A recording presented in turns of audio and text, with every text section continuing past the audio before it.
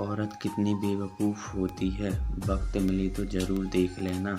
वह सुबह उठी और प्रार्थना करके रसोई में आ गई। चाय के लिए चूल्हे पर पानी रखा, फिर बच्चों को जगाया ताकि वे स्कूल के लिए तैयार हो सकें।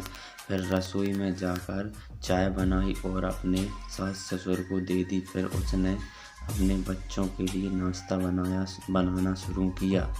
बच्चे जब तैयार हुए तो उन्होंने नाश्ता किया और उसने बच्चों का लंच बनाया। इसी बीच बच्चों की वैन आ गई। बच्चों को स्कूल भेजकर टेबल से बर्तन समेट इसी बीच पति ऑफिस के लिए तैयार होने गए तो उनकी ज़रूरी चीज़ें निकाल कर दे दी। जल्दी से किचन में आई और पति के लिए नाश्ता बनाने लगी और एक पराठा और अंडा अभी बना ही था कि रसोई में आई। यह कहकर नाश्ता ले गई कि मुझे कॉलेज जाने में देर हो रही है। उसी समय देवर भी यूनिवर्सिटी जाने को तैयार हो गया। जल्दी से पति और देवर के लिए नाश्ता बनाया और मेज पर रख दिया। 9 बजे पति ऑफिस गया तो उसने आकर टेबल से बर्तन उठाकर सास ससुर के लिए नाश्ता बनाया।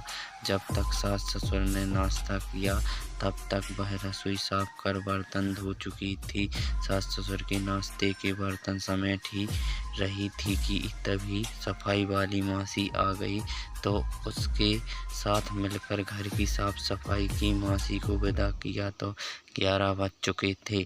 तभी घंटी बजी और उसकी वैवाहिक नंद अपने 2 छोटे बच्चे के साथ आ गई। मेहमानों के लिए जल्दी जल्दी चाय और उसके साथ कुछ नाश्ता बनाया। उस समय 12 बज रहे थे। वह जल्दी से रसोई में खाना बनाने गई तो सास की आवाज़ आई, आज अपनी नंद के लिए कुछ अच्छा बनाना। उसने नंद के लिए स्वादिष्ट खाना बनाया और जल्दी जल्दी रोटी बनाने लगी क्योंकि 1 बजे थे और उसके बच्चे आने वाले थे। बच्चे जब स्कूल से आए तो उन्होंने मुँह हाथ धोए और कपड़े बदले और उसने उन्हें खाना खिलाया। तभी कॉलेज से छोटी नंद भी आ गई और देवर भी वापस आ गया। उसने सबके लिए जल्दी जल्दी रोटी बनाई और सबको परोस कर खिलाया। जब तक सब खाकर उठे तो 3 बज चुके थे और उसे अचानक भूख लगी। उसने मेज पर हॉट पॉट में देखा और एक भी रोटी नहीं बची थी। वह सब बर्तन समेट कर रसोई में जा ही रही थी कि उतने में उसका पति घर में दाखिल हुआ। उसने देखकर पति ने कहा, मुझे बहुत भूख लगी है, जल्दी से खाना निकालो। वह झट से रसोई में गई और अपने पति के लिए रोटियां और कुछ सब्जियां बनाने लगी। जब उसने अपने पति के लिए खाना बनाया तब 4 बज चुके थे। उसके पति ने उससे कहा, आओ तुम भी खा लो।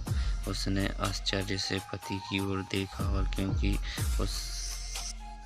क्योंकि उसने सुबह से कुछ नहीं खाया था, वह पति के साथ खाना खाने बैठ गई। जब उसने अपने मुंह में रोटी का टुकड़ा रखा तो उसकी आंख से एक आंसू निकला। उसके पति ने पूछा, तुम रो रही हो क्यों?